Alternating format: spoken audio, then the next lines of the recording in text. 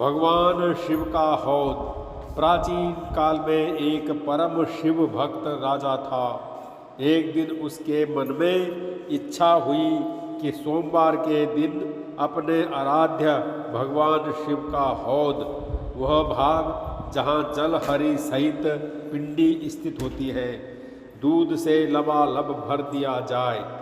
जलहरी का हौद काफ़ी चौड़ा और गहरा था। राजा की आज्ञा से पूरे नगर में डुग्गी पिटवा दी गई कि सोमवार के दिन सारे ग्वाले शहर का पूरा दूध लेकर शंकर जी के मंदिर आ जाएं। भगवान का हौद भरना है। जो इसका उल्लंघन करेगा वह कठोर दंड का भागी होगा।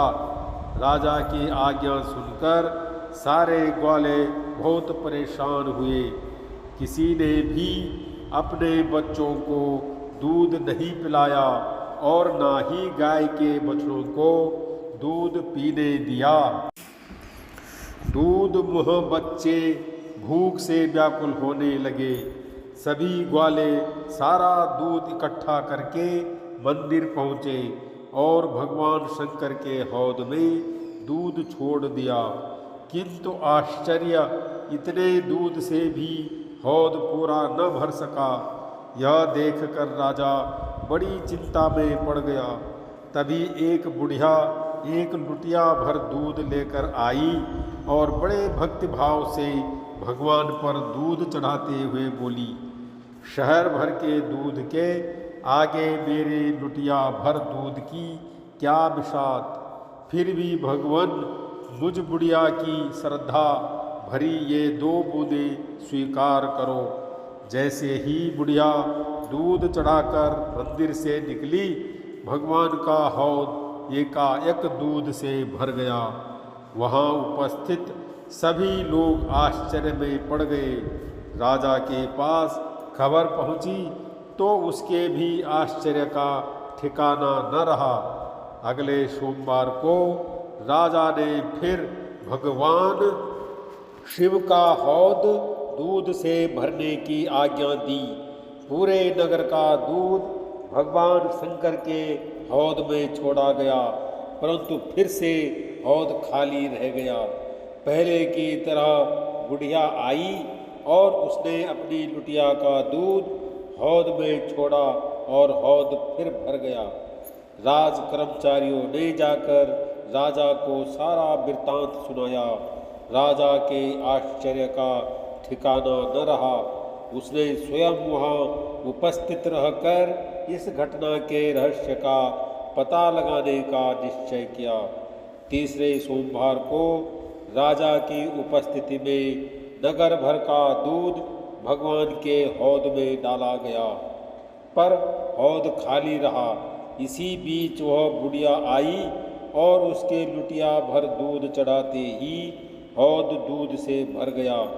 पूजा करके बुढ़िया अपने घर को चल दी।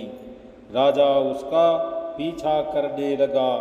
कुछ दूर जाने पर राजा ने बुढ़िया का हाथ पकड़ लिया। बुढ़िया भय से थर थर कांपने लगी। राजा ने उसे अभय देते हुए कहा, माई, मेरी एक जिज्ञासा शांत करो। तुम्हारे पास ऐसा कौन सा जादू टोना या मंत्र है जिससे तुम्हारे लुटिया भर दूध चढ़ाते ही शंकर जी का हौद एकाएक भर जाता है? बुढ़िया ने कहा, मैं जादू टोना मंत्र तंत्र कुछ भी नहीं जानती, नहीं करती हूँ। घर के बाल बच्चों, ग्वाल बालों सभी को दूध पिलाकर तृप्त कर बचे दूध में से एक लुटिया दूध लेकर आती हूँ। भगवान को चढ़ाते ही वे प्रसन्न हो जाते हैं। भाव से उन्हें अर्पण करते ही वे उसे ग्रहण करते हैं और हौद भर जाता है।